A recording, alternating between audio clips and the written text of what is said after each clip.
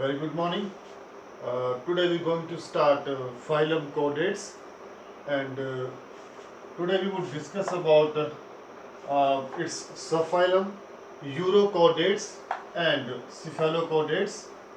This phylum Chordata is actually divided into uh, various subphylums like Urochordates, Cephalochordates, and vertebrates. Okay, so it is categorized into three subphylum: Urochordates, Cephalochordate, and Vertebrata. So first of all, we would discuss about Urochordates and Cephalochordates. Both of these are known as protochordates. So Urochordates are also known as tunicates. Okay, they are also known as tunicates.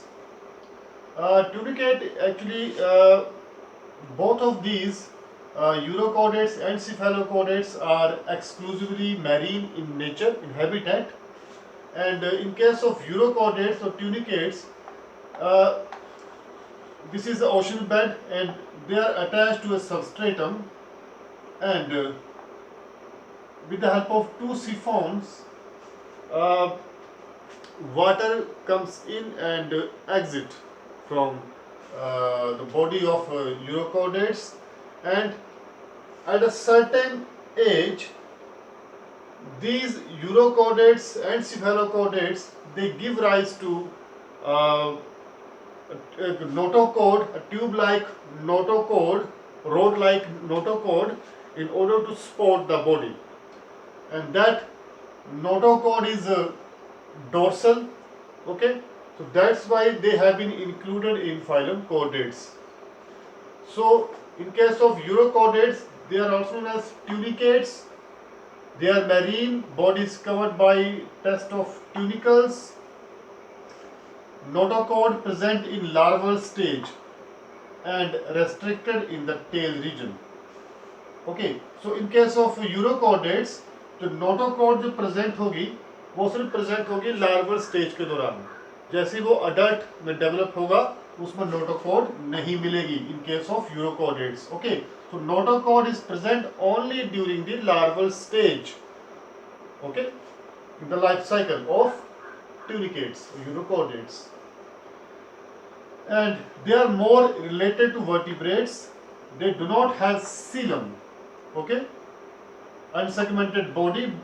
There is no partition of body into different compartments. Excretion through, very important, excretion through nephrocytes. There is open circulatory system with heart, and there is asexual reproduction, which is done by budding.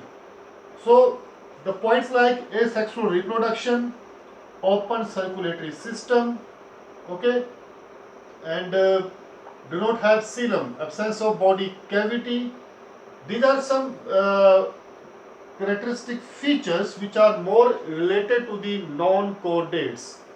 Okay, but the presence of notochord at larval stage, okay, and one more thing, yes, this is the only reason, the presence of notochord is the only reason they have been included in phylum chordates. In case of cephalochordates, they are also known as lanceolate.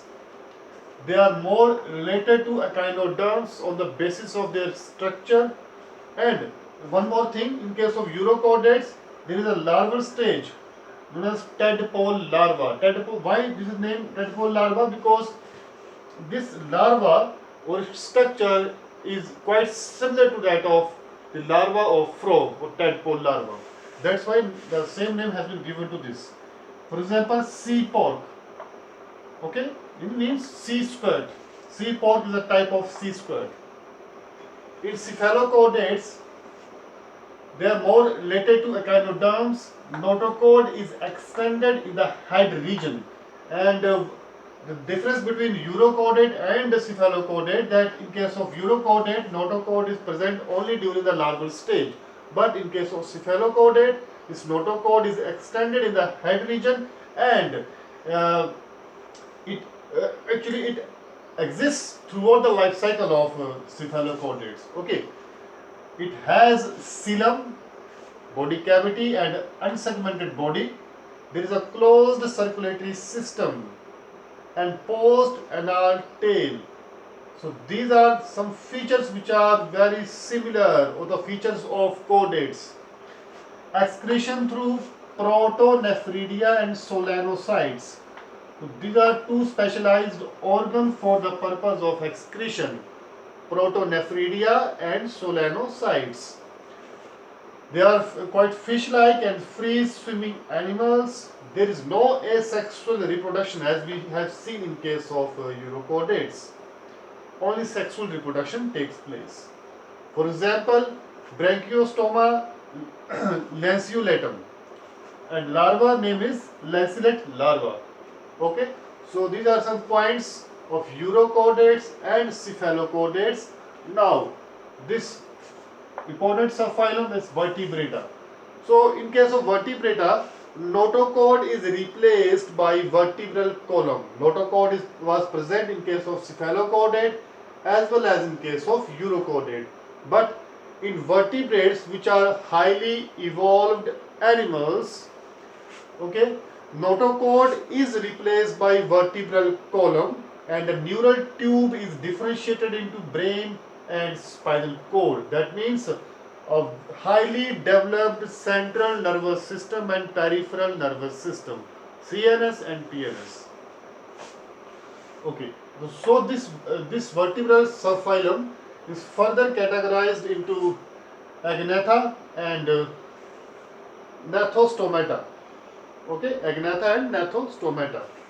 So Agnatha means jawless, jabda nahi hota in animals mein. They are jawless, cranium is absent, and here we would discuss about class Cyclostomata. In Gnathostomata, they are jaw-bearing animals including human beings जिनमें जबड़ा होता है. Cranium and paired appendages are present.